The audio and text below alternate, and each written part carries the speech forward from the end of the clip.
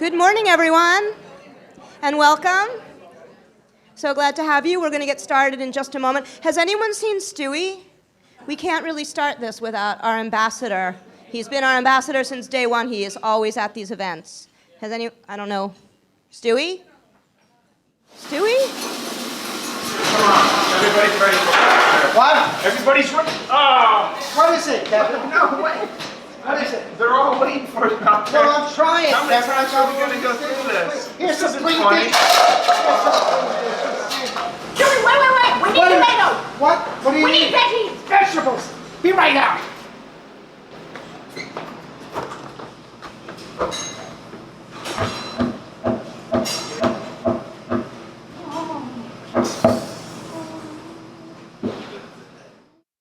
Can somebody help get Stewie out of the walk-in? Just joking. Unfortunately, though, our ambassador, Stewie Bitterman, wasn't able to make it here today, but I assure you, he was not harmed in the making of the video. Good afternoon. I'm Phil. I'm a vocational instructor here at the Academy in our business and technology team. And this is Carolyn. Good afternoon, everyone. I'm here under my own free will. Really. No, seriously. Despite stage fright, I'm so glad to be here. I am Carolyn, a member here since last August, and I love it here. Trust me, if I didn't really love these people, they would never get me up here to speak. Coming to the Academy is the most important part of my life. I'm always happy when I come here. When no matter what else is going on in my life, I just leave it at the door when I get here. Yeah, Carolyn, when you first started coming, you said that you just wanted to learn how to use computers. And that was really all you expected to get out of being a member here. It's true. I had no idea. Now, I plan on coming here until I'm too old to walk through the door. The Academy has opened doors that I didn't even know was there. I had quite a bit of trauma in my life. I was in a wheelchair for years and was told that I would never walk again. I'm used to people giving up on me, but not here at the Academy. The Academy gives me so many tools to use in everyday life. Not just work skills. We get yoga. We get nutrition, there's cognitive brain training, we learn organization skills, employment skills, and yes, even public speaking. That's right, Carolyn. When I asked Caroline to MC with me today, she first said no because she wouldn't know what to say. But clearly that's not a problem. In fact, I bet you'll have a ton of stuff to say about our next speaker, the first one up. I sure do feel it brings me so much joy to introduce our next speaker. I know he's uncomfortable with over-the-top introduction, but it's hard not to brag about him. Before we had the pleasure to know him, he was a missionary in Peru, a teacher, a counselor, and even a lobster man. And the running thread through everything he does is this: heart. He leads with his heart, though his brain is just as big. He is an example of what can be achieved when you simply practice empathy and kindness and the presumption of success. Please welcome the heart of the Academy, our director, Mr. William McKeever.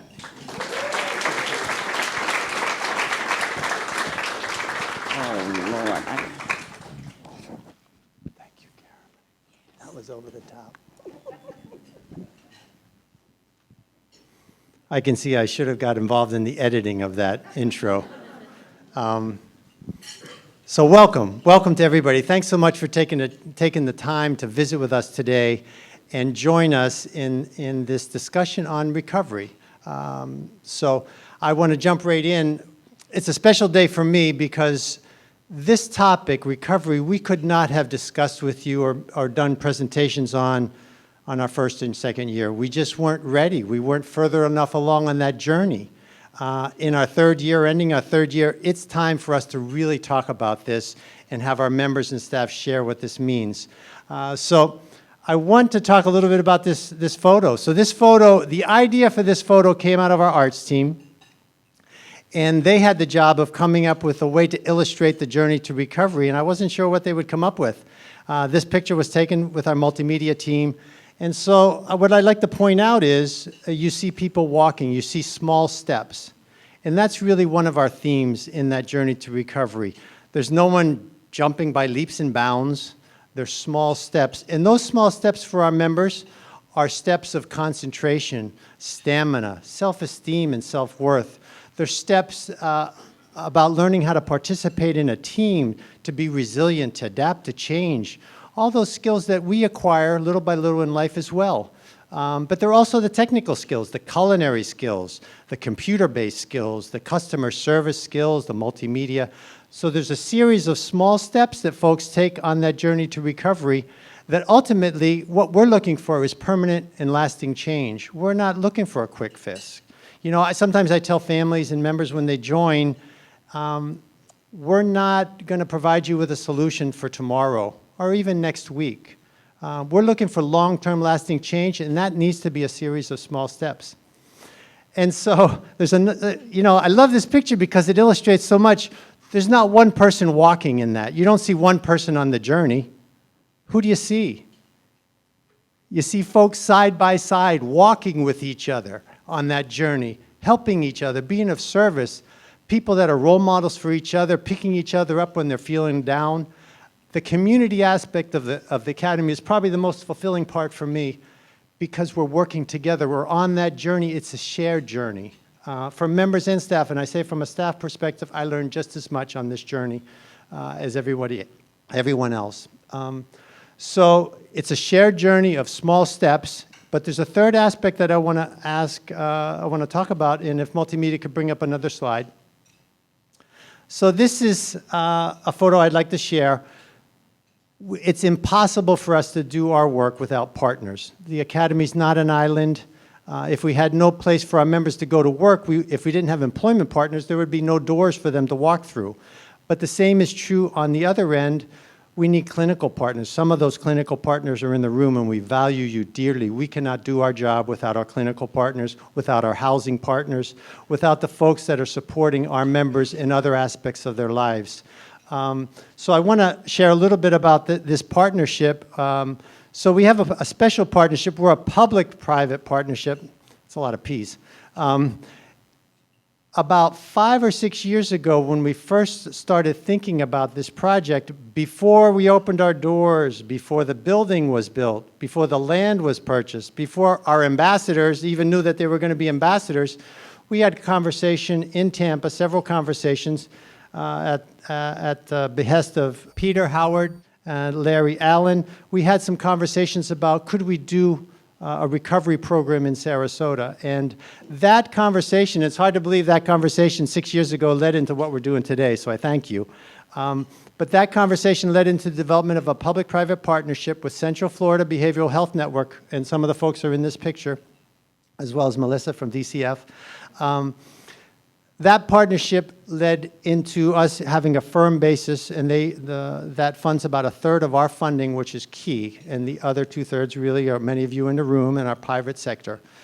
So I'd like to introduce Linda McKinnon, who's the CEO of Central Florida Behavioral Health Network, to share some words about recovery and her experience. They oversee 14, come on up, they oversee 14 counties in mental health and substance abuse, and Linda's been their CEO. Can I tell them how many years? About 18 years. So let me pass it over to Linda. Linda, thanks so much for joining us. We were probably the original public-private partnership at Central Florida. Thank you. It's so easy. I'm amazed. I'm like wearing the exact same dress. I don't know. I got to do, that's just, that. All that does is tell me get to the mall, Linda. but I'm really delighted to be here and speaking with you today.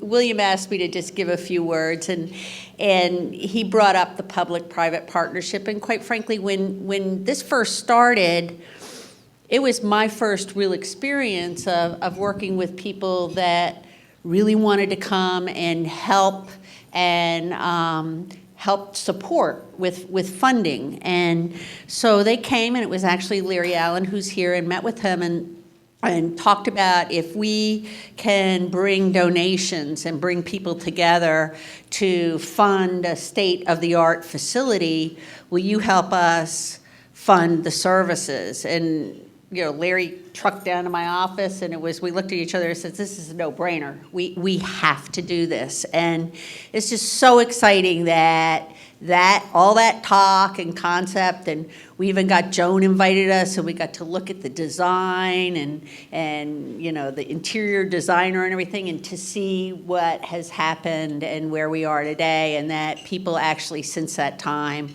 are really in recovery. And really, why is it important, public-private partnerships? Because without them, these things would not happen. In Florida, we are funded about 48th, depending on which day you look at, in the nation for mental health and substance abuse treatment, and through public funds. And those funds will never stretch to all of the kind of wonderful programs that you see here today without the help from generous citizens that we have. And so that's part of the reason it's really important, because we scrape together money for core services, for medications and hospitalizations and outpatient treatment and those kind of things.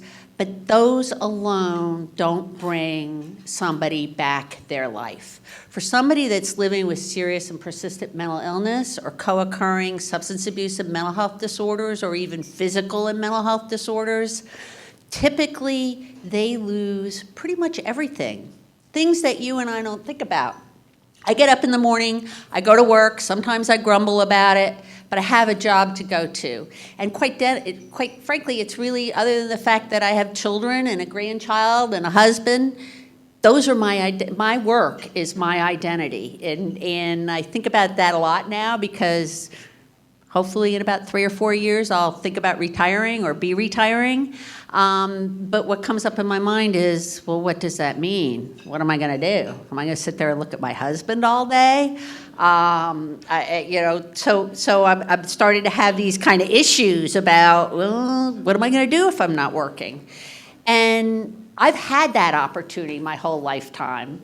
And there's people that haven't. They've been robbed of that by their illness. And programs like this, Glengarry, bring that back. It's like what William said. It's not just you get cured and there's a magic wand and everything's great. We've got wonderful medications today that really do bring back people's lives as compared to 20 or 30 years ago. But just not having real serious symptoms is not a life.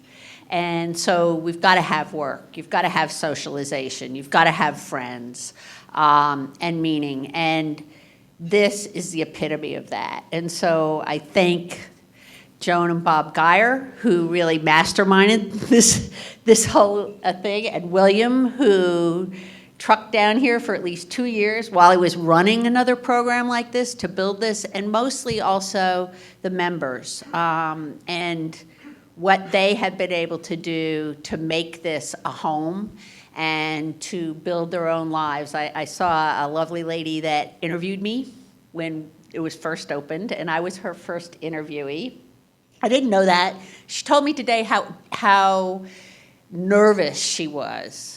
I didn't have any idea of that. I was nervous. They were filming me. So, and how 2 years, 3 years later, that she is a different human being because of what she has received through the Glengarry Academy. So thank you all for coming today. I hope when, at some point, I'm not sure who is going to make an ask and say, please consider donating to this program. I hope you will, because it takes a village to make this work. And thank you. Did I talk too long?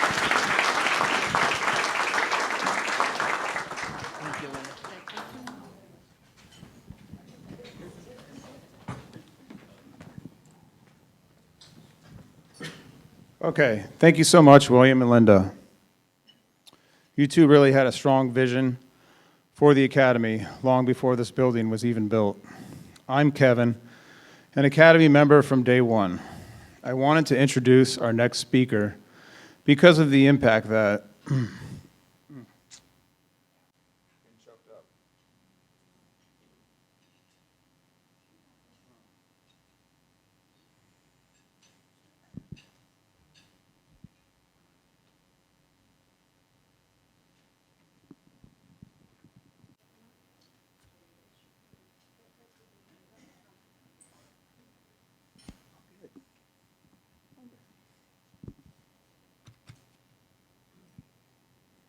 I can't talk. My throat's all choked up. I can't talk. We'll just get a glass of water. Kevin, can I just say your words? Because I know how Yeah, heartfelt they are. I can't You're do it. great. I just can't do it. You had the courage to get up here.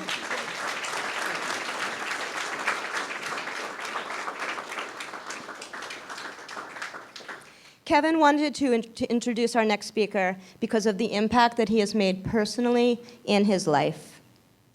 He said, the mental health system can sometimes feel a little cold, but when he was my doctor, I always felt like he treated me the way he would treat his own family. He may be one of the busiest men in town, but it never felt that way when I was being seen by him. Please welcome to the stage Dr. Matthew Thomas.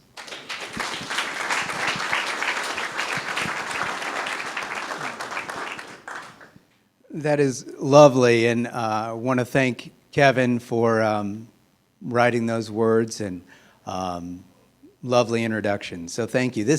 I'm delighted and honored to be here for many reasons, one of which this is really a spectacular and unique program. And so thank you, and thank you for all your support to everyone in the planning and the foresight. This is a journey to recovery. And earlier this afternoon, I heard someone ask, well, how do you measure recovery? And I thought to myself, well, how do you measure a successful life? For everyone, it's a little bit different. For everyone, it's individualized. For some, it's a job. Maybe that gives them purpose. For others, it's family, friends, hobbies, whether that's woodworking, painting, whether that's playing tennis.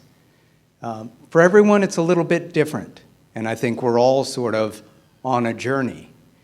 We talk about the journey to recovery. It is very different now than it had been in the past, in large part because of the partnerships.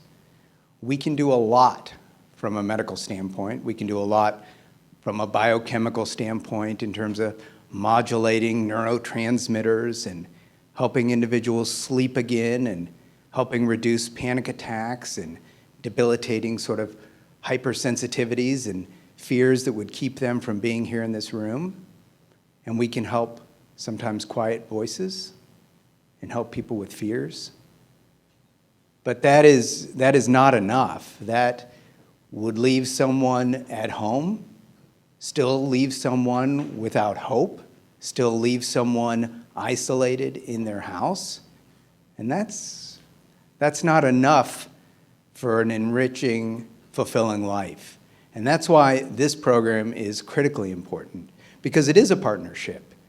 When they talk about the things that are most debilitating with severe mental illness, it's not the voices, it's not necessarily the fears, it's the longer-term deficits, the things that folks struggle and aren't able to achieve on their own. None of us would be able to achieve these things on our own.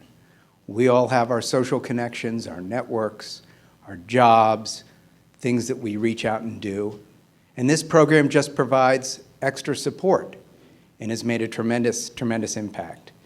So if you look around this room, this is really a concrete example, I think, of the partnership and the journey to recovery, because it isn't just one person taking a step. Starting a journey is hard, but it's a journey of hope, and it's a journey that we can all sort of take together. And again, thank you for the opportunity, and thank you again, Kevin.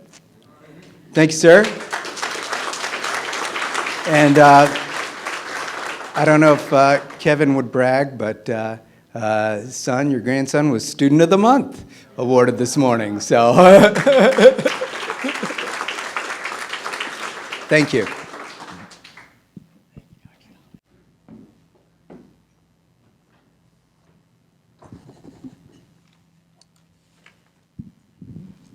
Thank you, Dr. Thomas. We all feel like Kevin felt. Doctors who can also be compassionate and caring makes all the difference to us, especially when we are in a crisis. Our next speaker was recently elected as special advisor to the board of the Charles and Marjorie Baranczyk Foundation.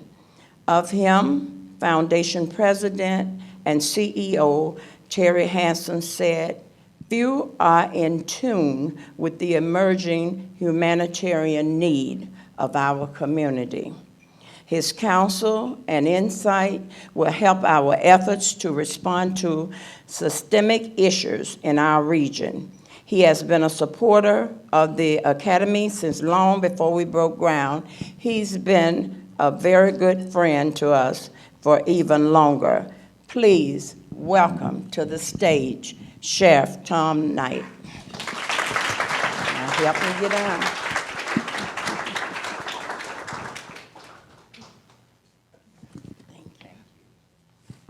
Thank you, and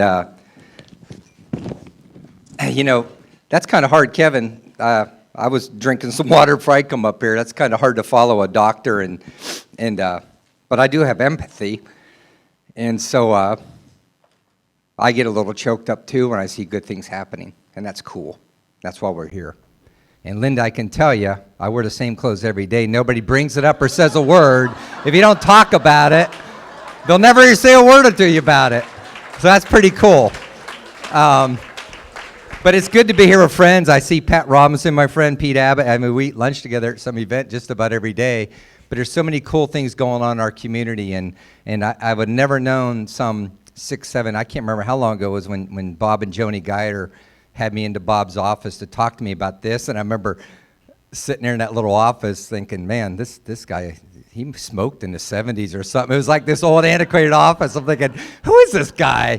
But look at us now, huh? And look at you guys now. And so you've done pretty well. And so, but I think I want to talk just briefly about recovery. And I hope some of you saw the cool things we're doing at our correctional facility. And I see Kirsten here from the Gulf Coast Community Foundation, the partnerships we're doing recovery. But I think like Pat and Pete can say is the things we're doing in law enforcement. And I'll talk a little bit real quickly about law enforcement and how I see it now and how we've changed and the culture's changed. In my 30 years of being in this industry now, it's pretty simple now. The cultural change has shifted from us policing a neighborhood to guarding a neighborhood to going back to what the core values of policing was. And we're even shifting a little bit further now into being much more empathetic and helping people more and understanding people. And it's a very simple as a golden rule. The philosophy works in every aspect of the law enforcement industry today. And I'll give you an example of something as simple as a deputy approaching someone in need of assistance, or while one of our deputies is talking to an inmate in our correctional facility.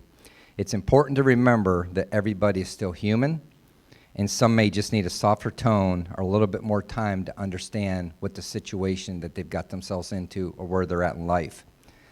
I can tell you from the sheriff, our mission at the sheriff's office is to provide effective and efficient service in partnership with our community. That's why I'm here today with you. You're our community. We accomplish this in various ways, including our policing strategies, our homeless outreach program, and our many inmate diversion programs inside our correctional facility. Our community has over 420,000 residents, and we have nearly 1,000 employees at the Sheriff's Office assisting in all different manners across the agency and in the community.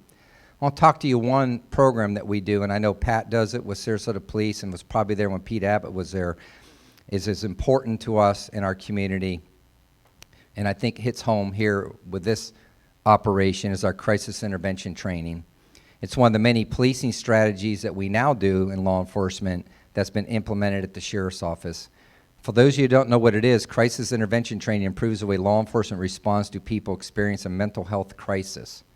Deputies are trained to recognize signs and symptoms of mental illness, de-escalate the situation using crisis response techniques, and utilize the partnerships we have with mental health service providers to assist with individuals rather than arresting them.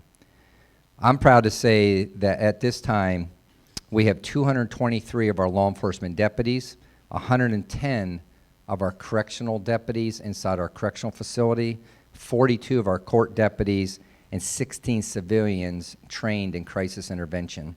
That's nearly 400 of our 1,000 employees are trained to recognize people who are in distress and to find other avenues to help them rather than having law enforcement intervention with them. In addition to the training, we created many programs in our correctional facilities to assist individuals with substance abuse disorders, mental health issues, and reentry back into our community. For those of you who know, everybody that comes to our facility for different reasons, and our experiences have been that they don't come there most of the time because they're violent or do something. Most of them have some type of a disorder, a substance abuse, or something is driving them to commit the crimes that they're doing. In 2009, when I took office, we created the addiction recovery pods, and more recently we opened pods focused on mental health, veterans, and reentry back out into our society. All these programs are designed to create a positive and supportive environment for inmates to address individualized needs and develop skills to overcome their problems.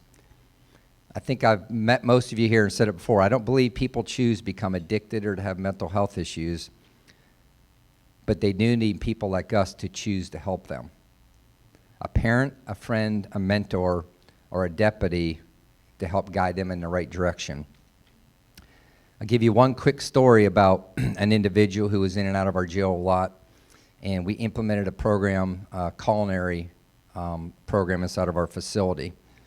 This gentleman went through our culinary program, and unbeknownst to us, had somebody return to the jail and give a letter to a sergeant who he also called coach, letting him know that because of the food handle certification he received during his sentence inside of our facility, he obtained employment within 24 hours upon his last release.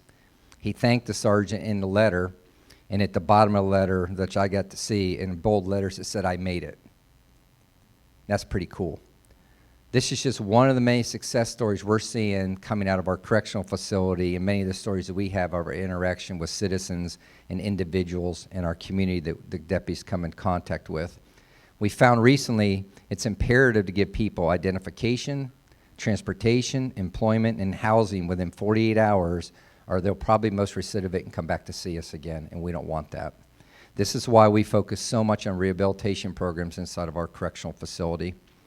The Academy at Glengarry has similar intentions with individuals who are also working through issues but are at a different place in their life.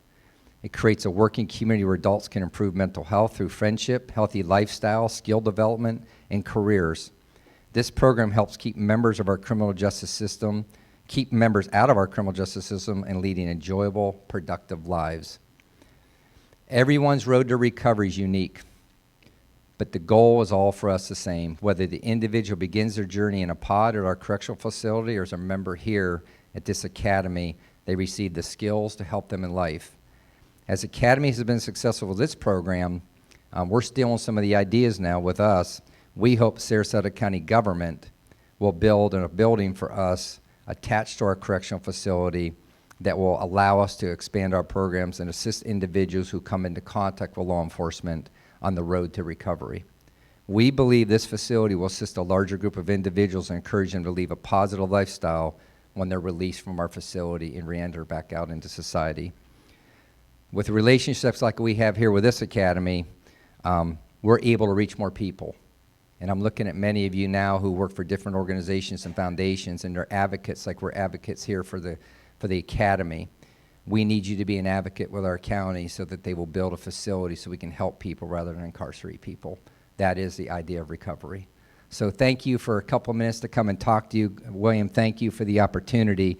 Joni and Bob, it was an honor to meet you some 6, 7 years ago in that room, and I'm an honor to be an ambassador for you. Thank you very much.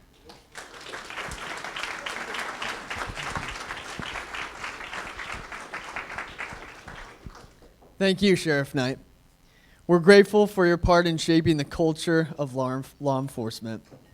The legacy you've created is one of collaboration and compassion, like you talked about. You are truly a part of the solution in mental health. We're going to take a 5-minute break now for intermission, and we will clear your plates and serve coffee.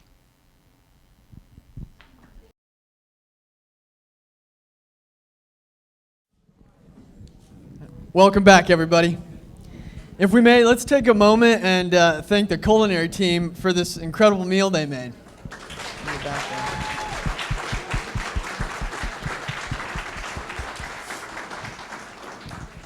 It was planned, cooked, and served by our members. So I hope it's delicious. In the next part of our program, you'll get to hear firsthand from our members how the Academy has impacted their journey towards wellness and recovery. In fact, I'm surprised that Carolyn even agreed to be up here with me after her 15 seconds of fame in the video you'll see next. I'm ready for my close-up, Mr. Field. Okay.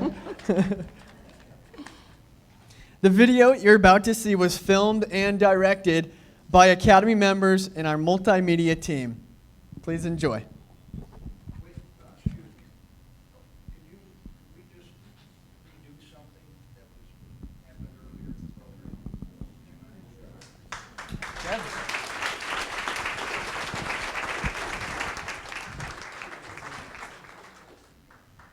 Okay, I wanted to introduce Dr. Thomas again, and Dr. Thomas, come on up.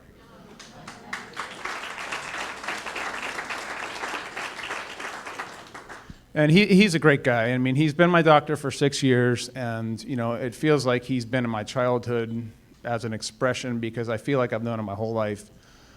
You know, I mean, when you want somebody to talk to, and you just want somebody to talk to because you want somebody to just listen and listen whether you're right or wrong. The compassion is not a bad thing, and maybe that's part of my flaw coming up here is that I felt like compassion and sympathy are like an expression of me crying, and sometimes maybe possibly I have different emotions and they don't always kind of coincide together, so it doesn't look like I'm one person. So, you know, I do have laughter, but that's not always my permanent emotion. I don't permanently hold a smile. I mean, you've heard veterans talk about, you know, I knew that gentleman, he was in the Marines for 15, 20 years, and he always had a smile on his face. Well, you know, that's kind of fake. I mean, have you ever seen anybody permanently hold a smile for 15 years? I mean, come on, that's kind of weak. So he's the guy I go to kind of keep it real. So I don't really know how else to explain it, but he's the best man I've ever met, except, of course.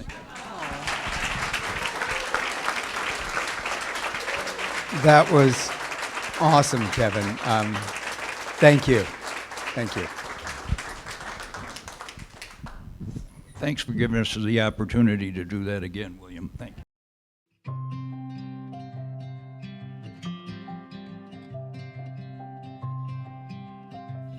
To me, recovery means finding my place in the community where I can meet people and just be able to communicate better and be more part of the community and build relationships. For me, it means getting back to a sense of normalcy, which is different for everyone. In particular for me, recovery means that I avoid hospitalization because I was hospitalized 3 times in 4 years, and it was a big burden on my family when that happened. To me, recovery means getting out of the house by myself to be more independent. Recovery for me was, I was asleep for 10 years. I needed a place to go where I could get on my feet and get back into society. I was really not involved with anybody in doing anything. To me, recovery means a place for me to go each day and that I can look forward to achieving some goals. I never thought that I would be given that chance at being 72 years old. And it's just amazing that now I can do some things that I just did not think I would be able to do again after being in so much pain.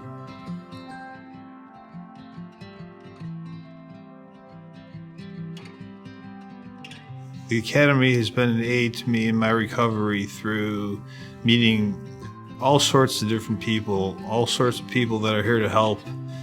And it helps, like I say, just working with my ability to communicate with people and get things done. The Academy provides an environment where I can effectively work on my communication skills and have them pay off.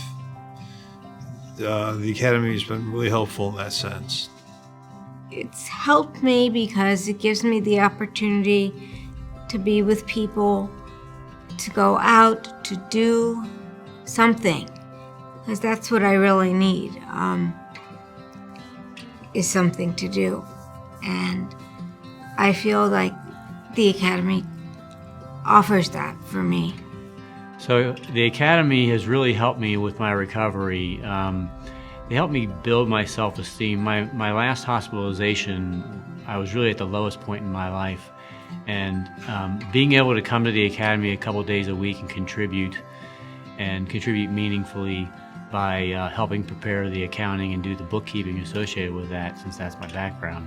That's really been a great step for me. And also just the socialization and meeting other members and staff at the Academy. That's an important part of recovery, is having a social network that can help you in times of need.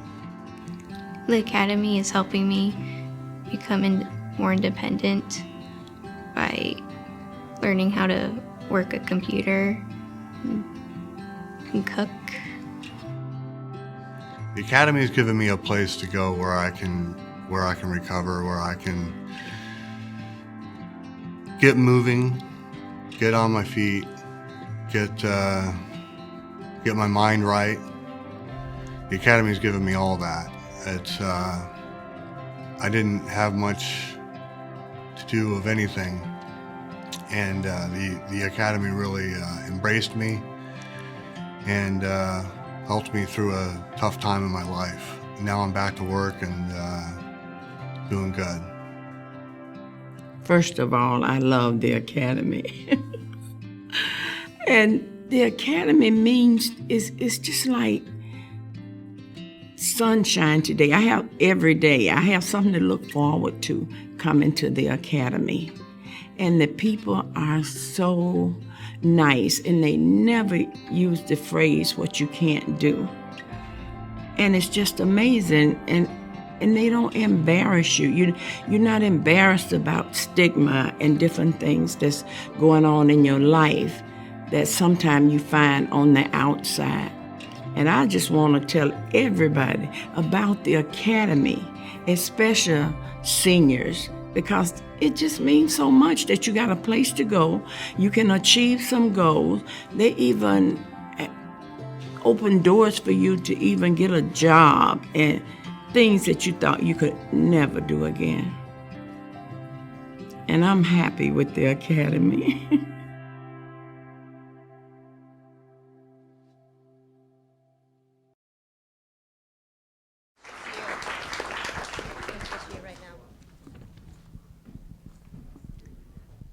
That video is just a glimpse into some of the lives that have been changed because of the Academy. This next gentleman, I've known since the beginning of the Academy, as one of our founding members. We've worked together during a 2-week training for the Academy in Massachusetts, and I helped train him on our first transitional employment position at the Pines of Sarasota. Please help me welcome Aaron Colmer.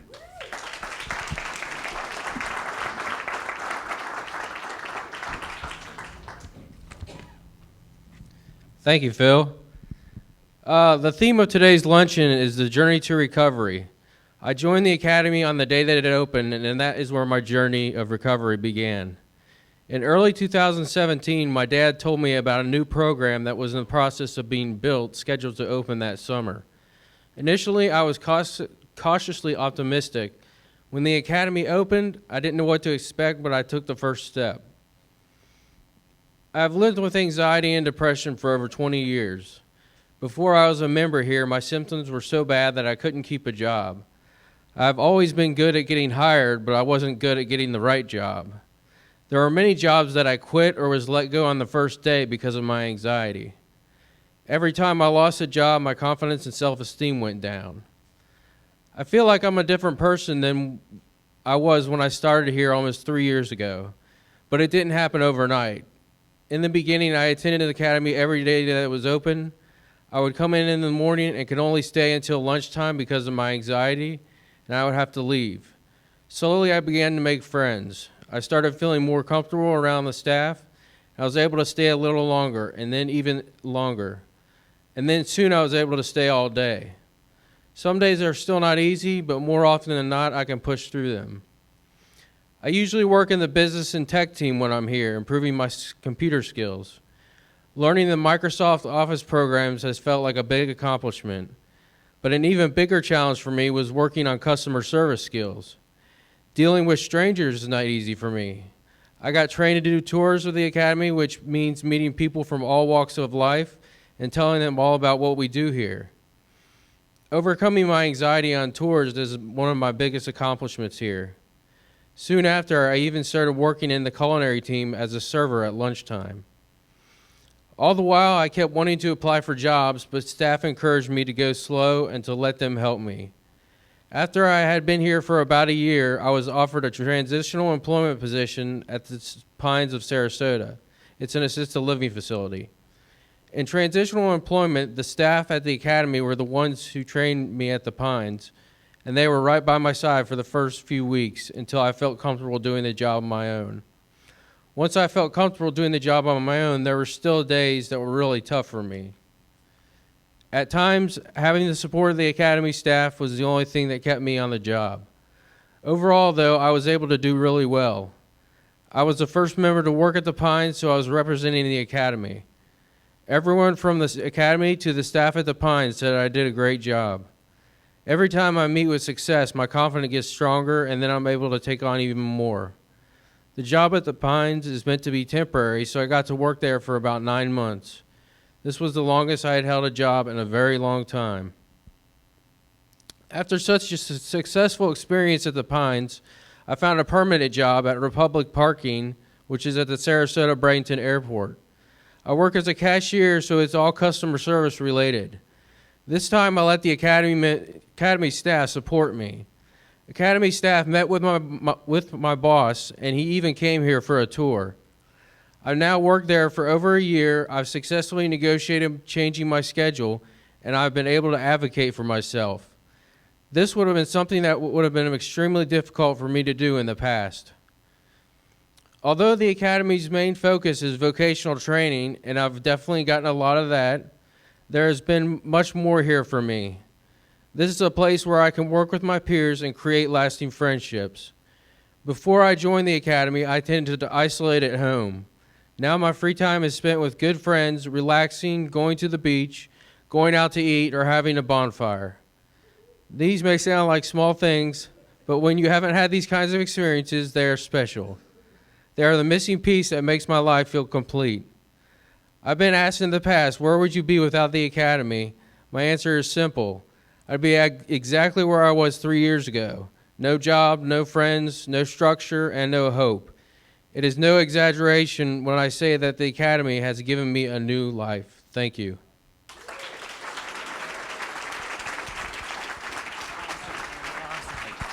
Paul's here. Let me get up there.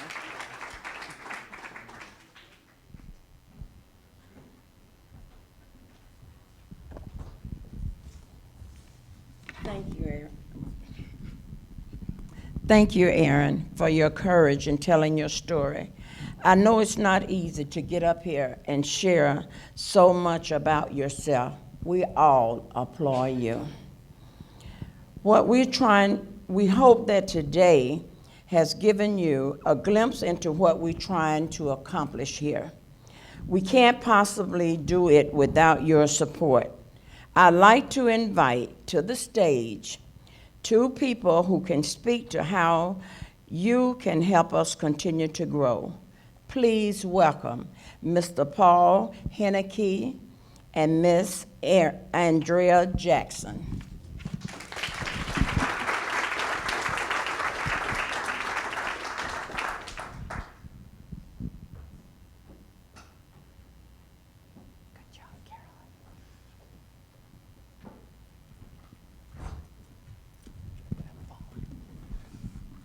Hello. As Carolyn said, my name is Paul Henneke, and I've been a member at the Academy since June 2018. And I'm Andrea, and I serve on the board of directors here since May of 2018.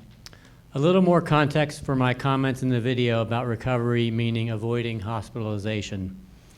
I suffered from anxiety disorder most of my life, but I was not diagnosed with bipolar disorder until June of 2014. The doctors and I had a hard time getting the bipolar disorder under control and selecting the right medicines. And as I mentioned in the video, I was hospitalized 3 times in 4 years and was at the lowest point in my life after my most recent hospitalization. Shortly after getting out of the hospital, my wife and I took a tour of the Academy. I was still in a fog, but William mentioned that the Academy was seeking its own nonprofit status and would need help with accounting. Having spent nearly 30 years in accounting and finance, this appealed to me. And the fact today that I'm able to once again use my professional skills is such a big part of my journey to recovery. And I can't even begin to tell you how fortunate the Academy is that Paul made that brave decision to come here. And more importantly, how lucky I am to work with him. Paul, why don't you tell everybody what we do? Well, it's as simple as this. Andrea pays the bills, and I record them. Well, as usual, Paul is being humble and underestimating the work he does here. Most days, I can't even remember my login to SunTrust or QuickBooks, and he works to keep me focused and on track. And I do make sure she has her glasses on so she types the correct amount in when paying bills. Okay, that was one time. And it provided you with a great example to help train others on QuickBooks of what not to do. And that reminds me, Paul, Paul doesn't just do the books. He counts the cash, he manages the attendance report, he reconciles the bank statement, and he makes sure that the staff turns in their credit card receipts. And my apologies to the staff. That's a full-time job in and of itself. Paul, I know the days that I come to the Academy to work are usually the highlights of my work week. I love the atmosphere of respect and support. How about you? The Academy means so much to me, it's almost too hard to describe. It's a huge part of my wellness plan. Coming here gives my life purpose, and having a sense of purpose is a critical part of anyone's recovery. And I think that's true for most of us. We need to feel a sense of purpose and connection in order to feel whole. The Academy offers such opportunities to its members, opportunities to work alongside with each other, to problem solve, and to help create solutions, all within a culture of inclusivity and respect. But our mission depends on support from those who believe, like we do, that service, community, and purpose can profoundly foster wellness, that they are game changers. I would like to ask our Academy members to pass out our donation packets to each table. Okay, I think we're good. Please open your folder and take out the page on the right side that reads Invest in Lives. At the top of the page, you will see that you have an opportunity to make an instant impact by contributing a one-time donation. Your gift will help provide vocational training, skills development, and job placement for our Academy members. You have the option of donating by check or credit card. Below, you will see the second object labeled Sustaining Impact. This recurring monthly donation will allow us to create the groundwork for the sustained growth and expansion of our services. This is the best way to join us in ensuring our vibrant future. Remember, thanks to the generosity of Steinwachs Family Foundation, your gift will be matched dollar for today's event up to a total of $15,000. So there's no better time to donate. We truly appreciate whatever level of support you can provide today. Perhaps you would like to consider a gift of stock or something else, or you may simply have some great ideas for us. If so, please check the box at the bottom of the page labeled, "Please contact me. I have questions or other thoughts to share." Of course, if you have any questions today, don't hesitate to ask any one of us before you leave. We're happy to help. Whatever gift you choose to make today, we sincerely thank each and every one of you. And we thank you for the most generous, or the most important gift you have given us this afternoon, the gift of your valuable time. We really appreciate that you took the time out of your busy lives to be here and learn more about the Academy. If you choose to make a donation today, please deposit your envelope in the donation box at our front reception desk. Of course, if you prefer to take this information home and consider the options, you can mail it back to us at your convenience. So please sit back and enjoy this slideshow while considering your donation options. It features just some of the Academy members whose lives will be enriched because of your support.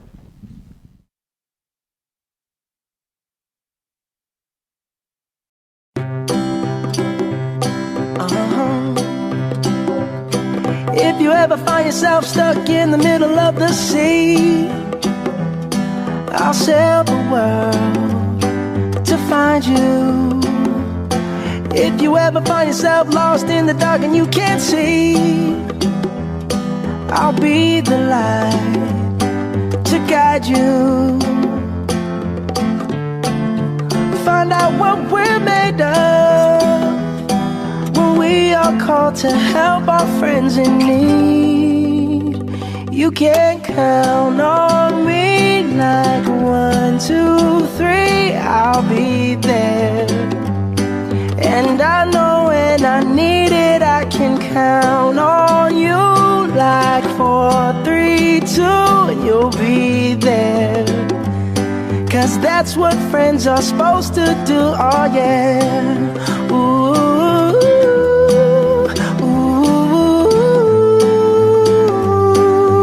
yeah,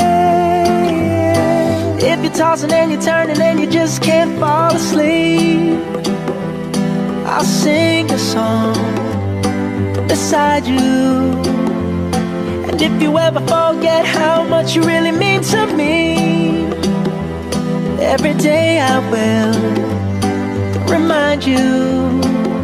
Oh, find out what we're made of when we are called to help our friends in need.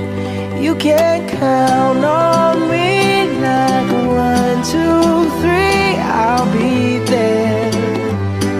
And I know when I need it, I can count on you like 4, 3, 2, and you'll be there. 'Cause that's what friends are supposed to do, oh yeah. Ooh.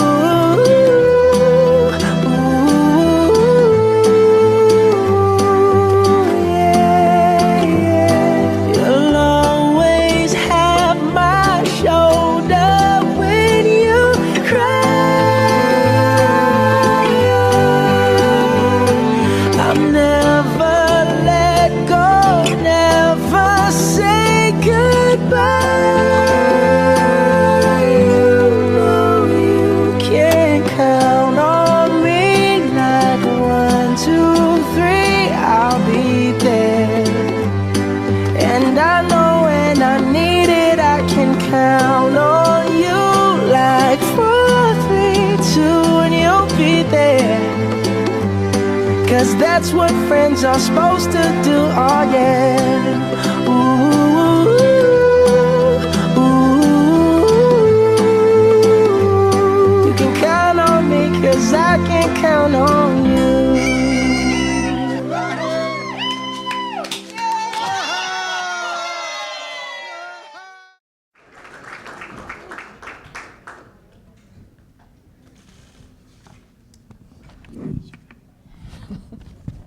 They have to keep giving me this mic. Could we get the members, staff, and volunteers to stand up, please? It was a labor of love to put this lunch together. I speak for all of us. From the bottom of our hearts, we want to thank each and every one of you for being here. To those who have supported us from the beginning, we are indebted to you for believing in us when we were no more than a vision. And for those of you who are new to our circle of support, we are thrilled to have you with us. We hope that you enjoyed your lunch and the opportunity to meet our amazing members and take a closer look at what we do. If you were moved to make a donation today, you may drop it off on your way out. Also, on your way out, please pick up a Tervis tumbler as a gift from us. It is just a small way of us saying thank you. Drive safe, everyone, and we hope to see you again.